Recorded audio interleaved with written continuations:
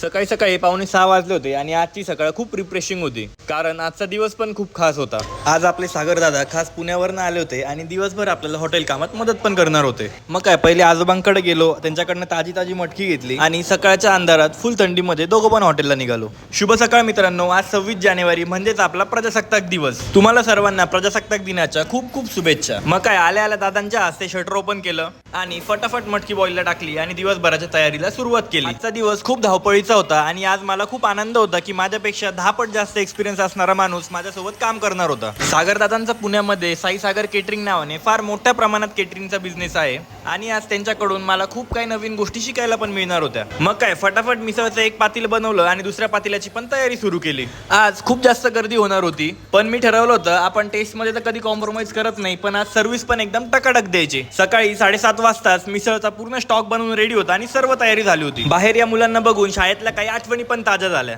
सकाळी 8 वाजता दादा हॉटेलमध्ये बलून डेकोरेशन साठी आले आणि त्यांनी एकदम सुंदर काम करून दिलं. मग काय, झाली कस्टमरची सुरुवात आणि बघता बघता पूर्ण हॉटेल भरून गेलं. आपले त्रिशूल दादा, ज्यांचं की इंस्टाग्रामवर खूप चांगलं काम आहे, खायला आले होते. खूप छान होती, खूप छान.